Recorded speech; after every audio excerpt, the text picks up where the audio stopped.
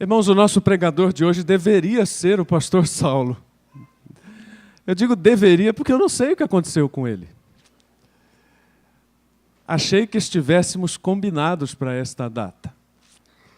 Mas há uma coisa que um pastor nunca está despreparado, é para falar a palavra de Deus. E não é que a gente tenha um sermão na manga, nem nada, mas há sempre o que falar. Eu lembro de um caso engraçado que aconteceu com um seminarista, eu espero que nunca aconteça com o Vinícius, mas um seminarista foi visitar uma igreja grande. E quando chegou na hora da mensagem, o pastor disse com muita consternação: meus irmãos, esta semana Deus não me revelou a mensagem do Senhor. Foi aquele na igreja, E realmente naquele culto não houve sermão.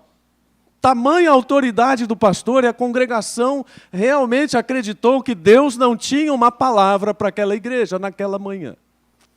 O seminarista achou isso muito engraçado. No outro domingo era ele que ia pregar na igreja dele.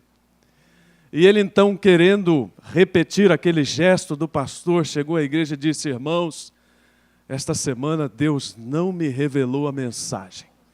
Mas quase ele nem tinha terminado de falar, o pastor atrás dele puxou pelo paletó e falou assim: se não revelou para você, sai daí porque revelou para mim. E o pastor pegou o púlpito e pregou a igreja naquela manhã. Vamos orar pelo pastor Saulo, não sei o que aconteceu, se foi algum desentendimento, mas certamente Deus tem o que nos falar nesta noite. Convido a igreja a se colocar em pé e nós queremos ler 2 Coríntios 4, de 1 a 7. 2 Coríntios, capítulo 4, versículos de 1 a 7. Leiamos. Pelo que, tendo este ministério, assim como já alcançamos misericórdia, não desfalecemos. Pelo contrário, rejeitamos as coisas ocultas que são vergonhosas, não andando com astúcia, nem adulterando a palavra de Deus, mas pela manifestação da verdade, nós nos recomendamos à consciência de todos os homens diante de Deus. Mas se ainda o nosso evangelho está encoberto, é naqueles que se perdem que está encoberto, nos quais o Deus deste século cegou os entendimentos dos incrédulos, para que lhes não resplandeça a luz do evangelho da glória de Cristo, o qual é a imagem de Deus. Pois não nos pregamos a nós mesmos, mas a Cristo Jesus como Senhor, e a nós mesmos como vossos servos, por amor de Jesus. Porque Deus que disse, das trevas brilhará a luz, é quem brilhou em nossos corações, para a iluminação do conhecimento e da glória de Deus na face de Cristo. Temos, porém, este tesouro em vasos de barro, para que a excelência do poder seja de Deus e não da nossa parte. Oremos. Ó Deus, que momento precioso esse em que a Tua palavra é pregada, e graças a Deus por ela. E como o apóstolo Paulo diz, nós não pregamos a nós mesmos, mas queremos pregar o Senhor Jesus, que é a razão de estarmos aqui hoje. É a razão de termos sido salvos, de termos os nossos pecados perdoados. E, ó Deus, não permita que nada neste culto, que nada nesta igreja venha tornar opaca a figura do Senhor Jesus. Que nenhuma vaidade, que nenhuma glória humana encubra aquela glória que é somente do Senhor. Especialmente neste momento em que queremos que o Teu Espírito fale aos nossos corações. Nós pedimos humildemente que estejamos sensíveis àquilo que o Senhor quer falar à igreja. E, ó Deus, obrigado pela bênção de comemorarmos 48 anos. E ao fazermos isso, nossa oração é que a Tua palavra continue sendo o alicerce desta igreja. Que ela esteja firmemente fundada e fortalecida nesta Tua palavra, em nome de Jesus. Amém. Os irmãos podem assentar-se.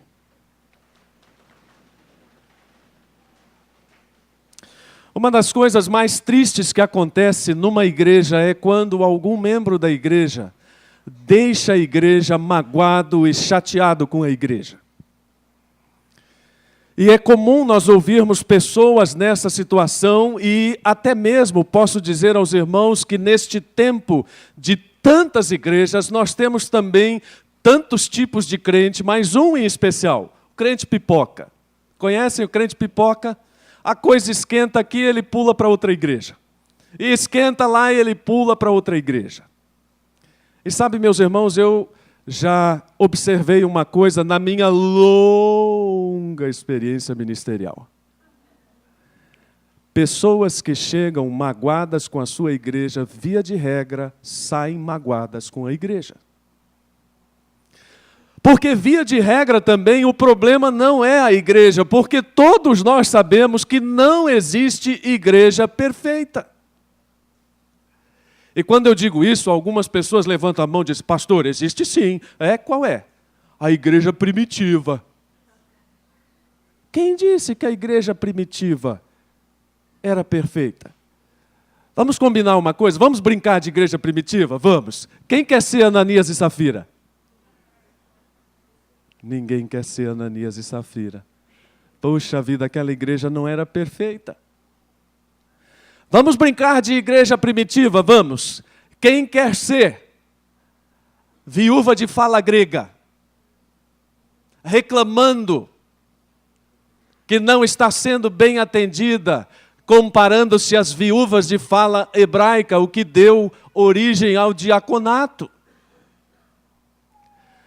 O que faz, certamente, meus irmãos, a distinção da igreja primitiva é o privilégio único na história de ver a manifestação do Espírito sobre a igreja, validando a formação da igreja.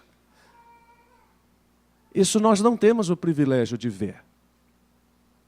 Nós estamos 2000 anos depois vendo o Espírito Santo agir, é verdade, mas não naquela forma. A Igreja Batista Nova Jerusalém, ela é tão semelhante à igreja primitiva como qualquer outra, feita de gente. E feita de gente que normalmente falha. É por isso que na base da nossa logo de aniversário está a igreja da gente. Não é só a ideia de sentirmos que esta é a nossa família, que esta é a nossa igreja. Mas é a ideia base de que a igreja é feita de gente e de gente imperfeita, de gente que falha, de gente que magoa, de gente que faz coisas injustas, mas de gente que conhece o poder do Senhor Jesus para restaurar. A igreja, meus irmãos, eu estou cansado de falar, todos os irmãos já sabem, mas volta e meia nós repetimos isso nas orações. Igreja não é o prédio, nem mesmo o templo. O irmão Valfredo citou na reunião uma coisa que tem incomodado a muitos pastores, muitos líderes. Irmãos, nós não temos templo, não precisamos mais de templos. Mas por força do hábito, nós chamamos o lugar onde nos reunimos de templo. Porque, na verdade, os templos que temos hoje são o próprio corpo dos salvos, que é o templo do Espírito, e a igreja, que é o verdadeiro templo de Deus. De resto, não temos mais templo. Igreja tem cheiro de gente. Ou, pelo menos, deveria ter.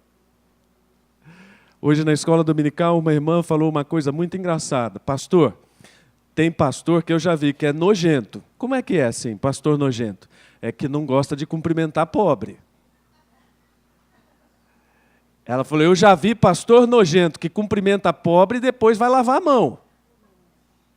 E então alguém falou na classe, mas minha irmã, lavar a mão é uma questão de higiene. Aquele domingo que o pastor Felipe pregou e que houve uma decisão daquele rapaz que veio bêbado, eu o abracei e voltei para casa cheirando que nem ele. Não tive nojo daquela situação, mas eu cheguei em casa e tomei banho. E estou dizendo isso para dizer simplesmente que não é o pastor, mas é a igreja. Tem igreja que não gosta de gente, tem pastor que não gosta de gente. Há igrejas onde as pessoas não se abraçam, onde as pessoas não se relacionam, onde o pastor não se relaciona com as pessoas. É difícil crer que essa igreja possa chegar à excelência. E eu creio que esta igreja tem compreendido isto.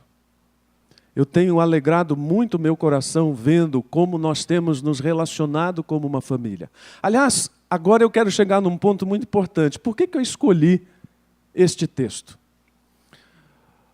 A igreja está numa fase boa, graças a Deus, meus irmãos. Não é que não tenhamos problemas. Mas estamos em paz, temos sido elogiados. Acabamos de receber um elogio aqui, explícito, público, né?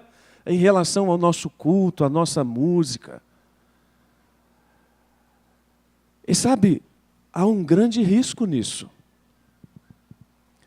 O risco de que os elogios nos façam perder o foco do que está em vista em relação àquilo que é uma igreja excelente. Por isso que a segunda parte da nossa logo é igreja excelente. Mas será que a igreja excelente está ligado à igreja da gente ou está ligado à igreja de Cristo que está em cima? Igreja excelente será que é aquela onde as pessoas cantam muito bem e recebem elogios públicos? Igreja excelente será que é aquela que recebe as pessoas muito bem? Muitos irmãos têm dado testemunho disso e dizem, olha, nunca fui tão bem recebido numa igreja. A irmã Simone, que está se filiando à igreja, acho que não está aqui à noite, ela disse que conhece a Cristo há 16 anos. E ela falou, nunca fui tão amada como nesta igreja. O irmão Sandoval, que está conosco há pouco mais de um ano, uma vida toda de vida cristã, diz, nunca fui tão amado como nesta igreja. Será que é esta a excelência? Não, certamente que não, meus irmãos. A excelência é de Cristo. E todos nós devemos ter este foco e de estarmos escondidos em Cristo. De manhã a Márcia brincou comigo a questão da fotografia. Eu realmente não gosto de ser homenageado, me sinto constrangido, não gosto das fotos. Mas eu brinquei com o Dario no boletim de hoje, falei, rapaz, você quer me ver pelas costas, hein? Porque você pôs uma foto que eu estou de costas, na capa do boletim. E aí dentro você pôs uma foto que eu estou de cabeça baixa. Está todo mundo aparecendo, mas eu estou de cabeça baixa. Mas isso é uma brincadeira, porque realmente, meus irmãos, eu penso que a figura do pastor é igual a de juiz de futebol. O bom juiz de futebol qual é? Aquele que não aparece. O pastor adequado para uma igreja é aquele que aparece o mínimo possível. É aquele que incentiva as suas ovelhas a trabalharem e fazerem a obra de Jesus e se junta a elas nesse propósito. O nome dele não precisa aparecer, a foto dele não precisa aparecer. Porque o Senhor Jesus precisa aparecer e a igreja precisa espelhar a face do Senhor Jesus. Quando Paulo começa a falar neste texto, parece que ele está se promovendo. Aliás, eu penso que muitos crentes, quando leem alguns trechos de Paulo, acham que ele está se exaltando, ou que ele está se fazendo de coitado. Porque em muitas cartas nós lemos e temos esta impressão. No versículo 2 ele diz, olha, nós rejeitamos as coisas que por vergonha se ocultam e nós não andamos com astúcia, nem falsificando a palavra de Deus. E ele vai colocando algumas coisas, nós pensamos, parece que ele está desabafando, parece que ele está se elogiando. Não! Ele está defendendo o evangelho que ele havia pregado e sobre o qual ele pregava. Um evangelho cristocêntrico. Um evangelho onde Cristo era a parte principal. O que ele está dizendo é, eu sou uma pessoa comprometida com o evangelho. E em outras partes ele diz, eu estou lutando para que vocês sejam uma igreja comprometida com Cristo. Esta é a grande luta de um pastor, para que a igreja seja comprometida com Cristo. É o ideal, é aquilo que ele almeja. Não quero que os irmãos sejam comprometidos comigo. Quero que os irmãos sejam comprometidos com Cristo. E para isto, talvez eu possa dizer, olha, eu não tenho pregado a mim, não tenho buscado vantagem pessoal nisso. Mas o meu desejo é ver pessoas conhecendo a Cristo e, mais do que isso, pessoas sendo edificadas no Evangelho. Eu tenho uma grande dúvida. Ainda não decidi se eu gosto mais de batizar ou de discipular. Batizar é muito gostoso, é um privilégio. Mas, irmãos, como eu disse alguns domingos atrás, pegar a mamadeira da palavra de Deus e colocar na boca de um novo convertido e vê-lo engordar na fé, é um privilégio que não é só para pastores, é para qualquer pessoa que queira ajudar pessoas a crescerem no conhecimento de Deus. Esta é a grande alegria nossa, ver o Evangelho produzindo frutos e frutos sendo produzidos na vida das pessoas. Este Evangelho que está sendo pregado, de grandes multidões, de grandes obras, de muito dinheiro, ele não é do Senhor Jesus. O que Deus nos pediu para fazer foi ir e fazer discípulos. Deus não nos pediu, ou Jesus não nos pediu que tivéssemos sonhos de grandeza. Aliás, eu não tenho sonhos de grandeza. Meu sonho de grandeza é ganhar a próxima pessoa para Cristo, batizar a próxima pessoa, discipular a próxima pessoa. A grandeza é de Deus. Porque muitas pessoas têm se perdido nos sonhos de grandeza em nome de Deus. Há uma ONG em São Paulo, criada por um irmão nosso, cujo objetivo é ensinar a igreja a ser ecológica. O nome da ONG é Gênesis 1:28. E estas pessoas vão às igrejas e vão ensiná-las. Eu estou vendo se poderíamos trazê-la aqui. Vão ensinar a igreja a um viver ecológico como igreja. É muito interessante. Mas o pastor que estava apresentando esta ONG disse, infelizmente este irmão tem encontrado muita dificuldade no seu ministério, porque quando ele chega às igrejas para ajudar as igrejas a serem mais verdes, os pastores estão interessados em outro verde. Dos dólares. Nós temos visto muitos pastores, infelizmente, amando muito mais o poder que vem das igrejas do que propriamente amando o poder de Cristo que está na igreja. E é isto que Paulo está dizendo, eu não quero este evangelho falsificado. Eu quero o evangelho verdadeiro, e o evangelho verdadeiro é Cristo transformando vidas. A minha grande alegria como pastor é olhar a igreja e ver pessoas que foram ganhas para Cristo e tiveram as suas vidas transformadas pela presença de Jesus. Essa é a grande alegria da igreja. Domingo que vem nós vamos batizar mais algumas pessoas. Não importa quantas elas serão. Mas o fato de termos pessoas entregando suas vidas a Cristo é a maior prova da excelência de Cristo na igreja.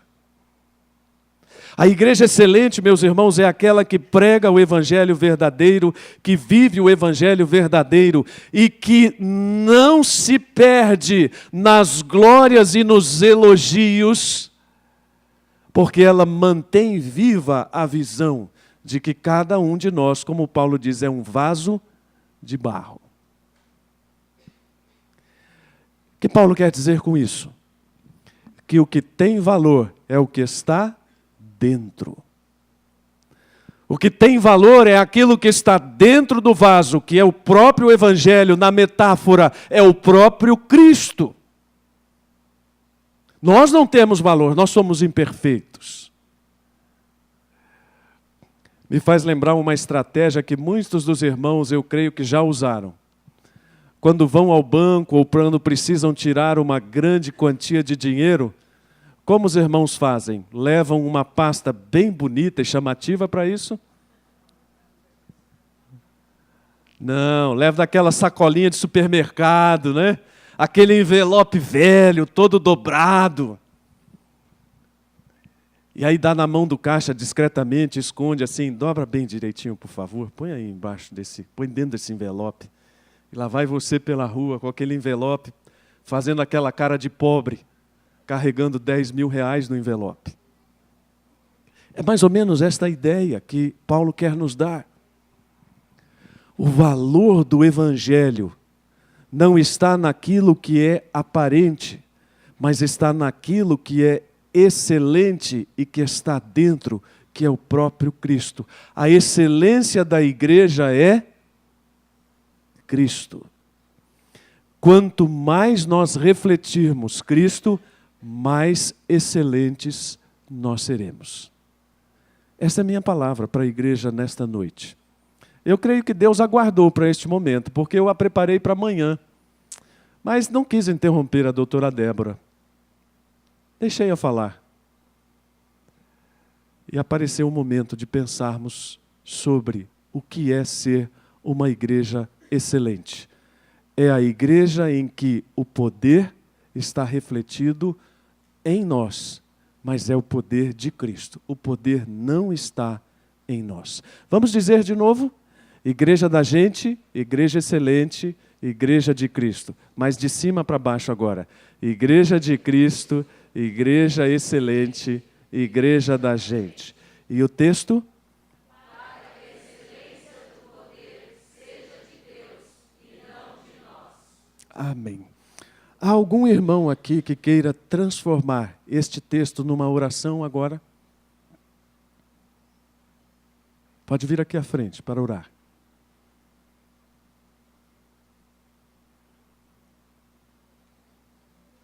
Obrigado, Lucas. Temos aqui alguns irmãos firmes que não me deixam falar sozinho. Irmão Lucas, irmão Paulo, irmão Sandoval, irmã Roseli, Esli. Vamos orar, vamos nos colocar em pé. Vem cá, só pode subir aqui. Oremos. Pai, toda a honra e toda a glória sejam sempre para Ti. O Senhor é um Pai maravilhoso que cuida de nós de uma forma que não merecemos, ó Pai. Te agradecemos em especial pela salvação em Cristo, porque um dia, ó Pai, o sacrifício do Teu Filho nos alcançou, nos lavou e nos transformou, abrindo nossos olhos, ó Pai, para vermos como é maravilhoso seguir os Teus caminhos, nos entregarmos a Ti, ó Pai, e ver a Tua poderosa mão agindo em nossas vidas, ó Pai. Te louvamos por essa igreja, pela vida do nosso pastor, pela vida de cada irmão, ó Pai, e te pedimos que o Senhor continue nos conduzindo para a Tua honra e glória, para que façamos tudo de acordo com o Teu querer, ó Pai. Que sejamos bons instrumentos na Tua mão, ó Pai, para que o Teu poder, a Tua luz, a Tua glória sejam cada vez mais refletidas através de nós, ó Pai. E isso é um grande privilégio, ó Pai. Somos muito pequenos, o Senhor não precisa de nós para nada, ó Pai, mas mesmo assim o Senhor nos concede, ó Pai, esse privilégio de Te servirmos, de sermos alguma coisa em Ti, ó Pai, e só em Ti podemos ter algo. Enfim, em nome de Cristo, ó Pai, Te agradecemos muito e Te louvamos. Amém. Os irmãos podem assentar-se, estamos já próximos do fim. O fim do culto, viu, irmãos? Você pode ser interpretado escatologicamente, né, próximos do fim, mas do fim do culto.